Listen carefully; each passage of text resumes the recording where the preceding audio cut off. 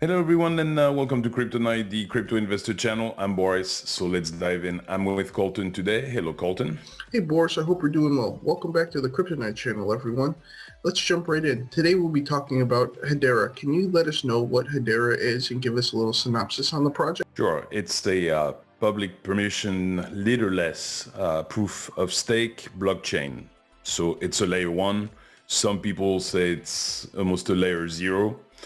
But their coin is HBAR, and it's used for general purposes, and it's also a utility token, allows you to pay for the fees, transaction fees, and also staking on the network, so that it provides a voting system to validate the transactions. Awesome. What about the history and performance of HBAR, Boris? So Leemon Baird, an American computer scientist, invented the Hashgraph distributed consensus algorithm, and that's the heart of the Hedera Hashgraph. So back in 2017, he co-founded the Hedera Hashgraph. He lined up basically a management team and some key investors. And by March 2018, the company was publicly launched. They launched their website, the cryptocurrency, the governing council, and the white paper. Hedera, they are governed by 28 global companies, and they're called the Hedera Governing Council. And what's important is those are really big companies. We have Boeing, Dutch Telecom, DLA Piper, Google, IBM, LG, so on and so forth. Lots of big names that are member of the council. And those members, they operate the Hedera validator nodes while the network transitions to permissionless nodes hosting. The cool thing about Hedera, it has a really high throughput and fair ordering, low latency consensus. So basically it's very fast. The HBAR token, it's available everywhere, basically Binance, Qcoin, whatever.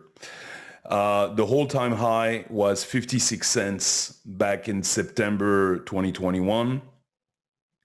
The all-time low was 0.0098 cents, so literally slightly under 1 cent back in January 2020. Currently, the price is around 5 cents. They have a market cap of $1.6 billion.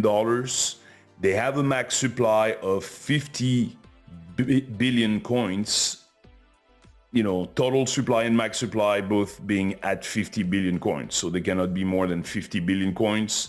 Currently, the circulating supply is at slightly over 31 billion. And the market sentiment on HBAR is bullish. What about the Onchain Data and how it compares to Ethereum, Boris? So on the real volume, slightly down compared to Ethereum.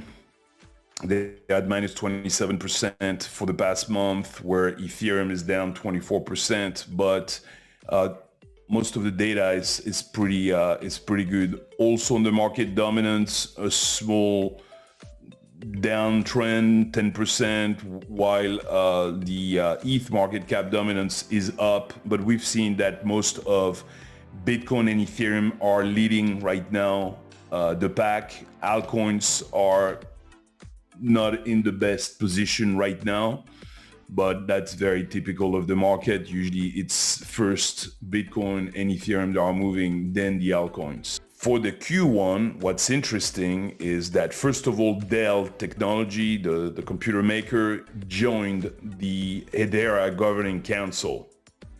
So, and they're therefore the 20th member of the council. The other thing is the total value locked of Hedera is up 52%. It's a new all-time high for Hedera. Also, Pangolin DEX was launched, and that has had an immediate success, and we're going to look at some of the numbers really exploding actually the numbers of Hedera. So because of that, pretty much all their key metrics has been rising. They faced a security breach. It was mainly a bug back in the smart contract service code that was exploited, but they successfully upgraded with a patch, and now everything is restored and fully secured.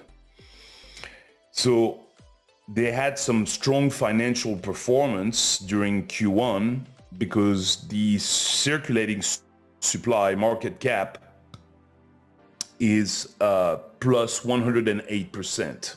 They went from 940 million to over $2 billion, so more than doubled. In the meantime, to compare with the rest of the market was up 46%. So they've done more than doubling what the market was doing. Also very interesting on the revenue, which is very important, how much an L1 can make. Their total transaction fees was up 489% quarter over quarter, and they reached $476,000. So now that's the spike in revenue is driven by a 40-fold increase in transaction volume, primarily propelled by the consensus service. So if we look at their numbers, we see that as far as the circulating supply of HBAR in Q1, it's up 21%. The market cap, circulating market cap, is up 108%. What's really amazing is the daily transactions. A year ago, in Q1 2022, they were doing slightly over 3 million transactions. And in Q1 2023, they are doing over 40 million transactions. So that is a huge increase. Especially Q2, they were down under 1 million transactions. Q3, still under 1 million transactions. And by Q4, they were back to, let's say, roughly 1.5 million transactions, and now 40 million transactions. So they are up 2,614%. Also, the average daily active users back in Q1 last year, they were only at 1,500 daily active users. Now they are almost at 6,000. That's a pretty good growth, 348%.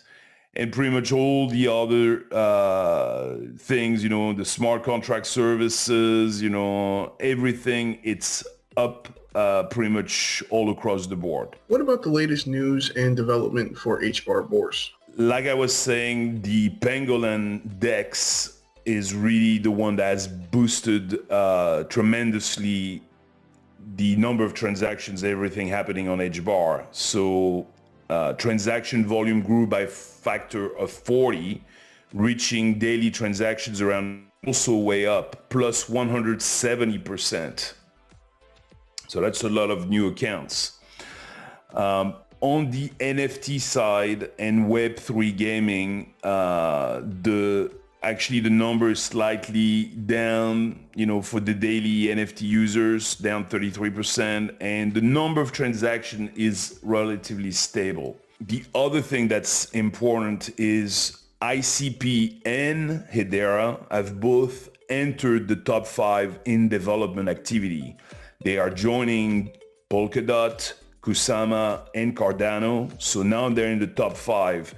And that's something that is basically looked at by the activity on GitHub and the amount of work that developers are doing on each project. So being in the top 5 is a very, very good sign, because that really shows an increased commitment on the developer side. Another thing is LG, who's actually one of the council members of Hedera. They just filed a patent for a TV that lets you trade NFTs. And of course, they're doing it integrating the Hedera network.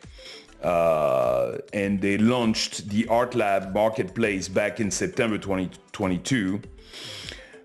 So that's another good sign to see a TV maker doing this. Samsung is another one that's putting the same, releasing a marketplace. So As we see more and more adoption of those types of things, I think that's going to be very important that manufacturers are also integrating with different blockchains and crypto projects. What about staking, Hedera? Do you have any recommendations on where we should be doing this and you get the best APY for us? Yeah, as usual, the centralized exchange, they do offer some APY, but not the best. Uphold is offering 5%, BitTrue 2.4, OKX 1%, and all the way down to Binance that offers only 0.11%. Once again, it's always a bad idea to leave your coins on an exchange, especially a centralized exchange.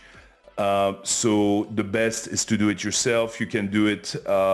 Many wallets offer the HBAR staking. Atomic is one of them. And on all of those, you basically can get 6.5%. So you're getting not only a much better staking reward, but also you're getting more safety for the fact that it is your own wallet. Now, what about the price prediction, Boris? Do you really see Hedera hitting a 17x by 2030? I mean, there are always risks. Remember, when you're investing in crypto, it's a risky investment. But it's one of those that has a higher possibility of success. So by 2024, we could see the price a little more than double. By 2026, we could see doubling again around 25 cents. Then by 2028, getting back to the all-time high, which is around 56 cents. And then possibly by 2030, getting all the way up to roughly around $1. Those are very conservative numbers. Some people think it's going to go higher. Some people say around $2 to $3. Anything is possible, depends on how crazy things get, and the problem also of doing those price prediction, there's always a few variables that are extremely hard and almost impossible to predict, is what is going to happen with banks, with government debts, with the economy, with so many other things that are coming into play. It's extremely difficult. So those are fairly conservative numbers.